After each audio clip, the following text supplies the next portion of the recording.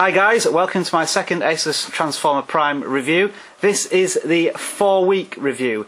All the excitement has gone now about having this new wonderful gadget device. It's now all about whether this device can actually prove itself over a longer period of time. It is the bedding in process, so to speak. In it, I'm going to cover a few issues that I looked at in the first video, just kind of addressing how I've overcome those issues, or if there's still a problem. Pick up some more good points about the device and some bad points, and then a little conclusion. So let's get straight to it. Okay, the point number one that I want to look at is the home screen launcher. I complained in the first video that if I tilted the tablet, it did odd things in certain settings. Like, for example, this is looking okay. It's missing the Facebook widget though. And if I turn it again, it still doesn't look right. And if I plug it into the actual tablets, let's just get it in there, it should now just have a bit of a wobbly and lose quite a lot of things. It's not actually too bad on this occasion, but some of the icons have disappeared. I've now realised that this is a symptom of the Go launcher that's just not optimised for the ASUS Transformer Prime ice cream sandwich environment. If I press on the home button, I'm going to now be put back into my default browser, which is currently a launcher called Nova, which is much more suited to ice cream sandwich and the Prime. It seems to work very well at the moment. And you might not be able to see this. I'll just see if I can bring it up to the camera. I've put in some some custom icons, like one there, which is a WWE icon, and an actual Transformer icon for a Transformer forum. Very witty there. This is a much better browser, and it works really well. And so, if you don't want to use a default browser, I certainly do recommend this one.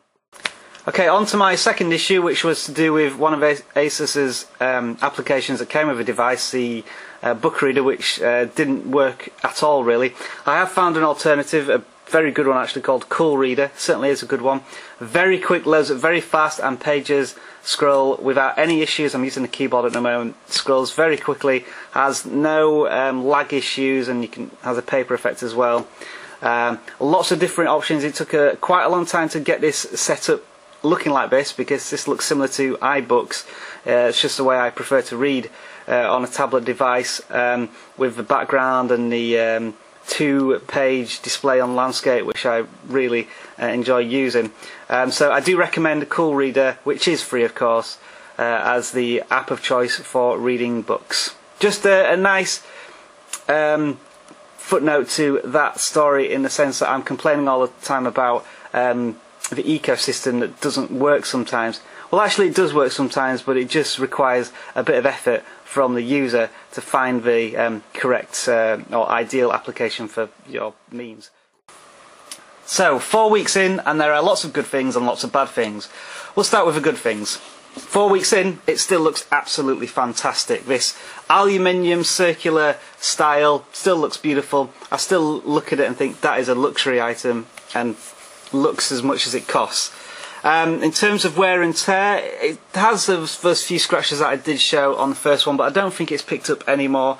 And generally, it's quite a robust device. The rubber things are picking up a little bit of dirt and dust, but nothing that's out of the ordinary. I did actually knock the tablet off the table, this table here, which is about 1.5 foot high, but still works absolutely fine, no problems. So in terms of feel and design, and the hardware, aesthetics, everything robust, fine, absolutely over the moon about it.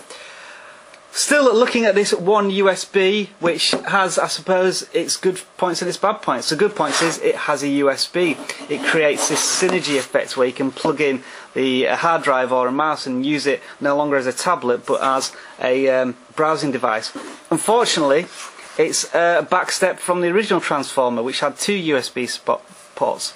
It's quite frustrating. Some people have said it's a compromise for the design. Well, functionality and design, that's your decision really. Do you want it to look as good as it does, or you want to be able to plug in a mouse here and a hard drive there and then be able to use it in that fashion? Here's a quick example of what I mean about synergy in action.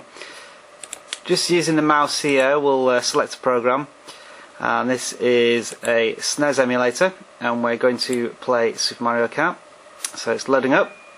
Now obviously I don't want to use a mouse for this, so out it comes.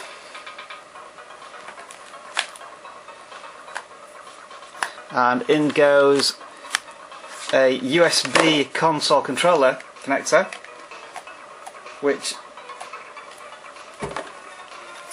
as you can see now, is working. Now obviously no other tablet can do this. This is, I'm not going to say playing Super Mario Kart on a tablet is its unique selling point, but this is what it's capable of doing in comparison to other tablets, which simply, I'm not going to be able to do this with Cooper on any other tablet, because using the actual tablet itself as a controlling mechanism just wouldn't work. Now of course we're going to bookend this by saying, well, a mini laptop can do that, well, a netbook, and that's quite true, it could do it. So what is the point in having a device which essentially is a laptop with a touchscreen? And that's not a question I'm going to answer, that's something that's in my head as I use this device. Is it worth doing this on a £500 or $500 tablet when you could probably replicate it on a £300, £200 netbook and actually be more productive? One really cool thing that has come to Ice Cream Sandwich now is Google Chrome, and this is in its beta rendition at the moment, but it is one fast browser. I don't know of any browser that's as fast as this on a tablet. It just zips through websites really quickly. You press on something, and usually on a tablet it takes maybe, I'd say average time 5 to 6 seconds, this more like 2 or 3 seconds, really rushing through things. Couple of problems with it at the moment, that it doesn't have flash, and I don't think it will ever have flash, which is a bit unfortunate, and the user agent doesn't work quite well at the moment.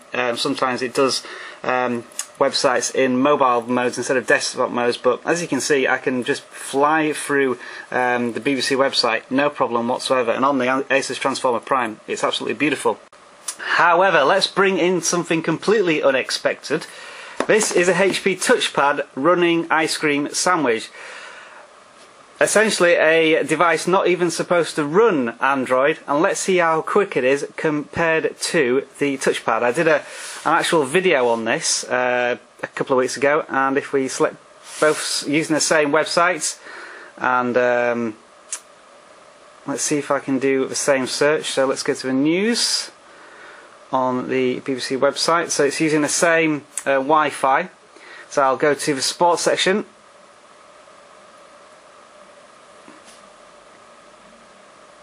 And as you can see, the Transformer is faster, but just look at these colours here. Which one has the best colours? I have to say that although the Transformer Prime has a much nicer resolution, the colours on here seem much softer and warmer. And I'm not sure if I have a dud Transformer Prime in terms of its screen. I know some people have been complaining about washed out colours, and I tend to agree that my tablet has washed out colours. Now, I don't expect I could take this back to a shop and say this is not working because it has washed out colours, because I only noticed this when I compared it to another tablet and it looked somewhat different, and I suddenly realised it doesn't quite look right. Also, I've seen the screen flickering on some of my cameras, some of my videos. It's not doing it in this one, which is a bit unfortunate because it would have been nice to demonstrate it, but it almost looks as if the ASUS Transformer Prime has a lower refresh rate than other tablets, and I don't know if that actually has an impact on the way I look at the tablet and whether my eyes are strained or not, because sometimes I do feel that the tablet just doesn't quite look right at times. It does have some auto brightness issues as well. Occasionally the tablet, well, not occasionally, just on many websites, when you go to a new website and it has a white screen in the background as it's loading up the web page, you can see that the Transformer is, whether it's struggling or it's part of its software or hardware, it's trying to optimize or change the brightness all the time. It's very distracting when you're looking at a website. So there is just a quick comparison between two tablets, one that's not even supposed to be what I'm currently demonstrating it as, and another one here, which is supposed to be the be-all and end-all in Ice Cream Sandwich Android tablets. So as we've just seen in the comparison with another tablet, Undoubtedly the Transformer Prime is the fastest tablet out there in terms of the Android market, and you would expect it to be because it's the only tablet with the Tegra 3 chip in it. However, a couple of points. This is a tablet which has really only one gear, which is the tablet gear. This, I'm sure, could do a lot more than what it is capable of doing, but there are unfortunately no apps out there which really test it apart from games. And to be honest, I'm not that interested in playing games on it. I will play some games on it, but I want to use it more for media content and consumption. And tablets, really, from the first iPad, have been pretty sharp in that instance. I'm excited by Google Chrome because that does seem to take browsing on a step further. It's much faster in that version. But this is a tablet which, when I first purchased it, and the reason I purchased it was because of this dock, I think it's a dichotomy of itself.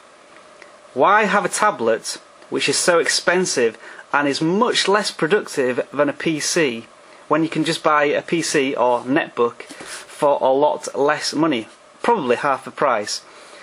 For example, copying and pasting, while you can do it on the system, is still very hard to do. You have to press on the screen, hold it, extend the text, then you have to sometimes cut it instead of copying it, because sometimes copying doesn't work, and then if you try and copy it onto another application, sometimes it just doesn't work and you're left wondering why.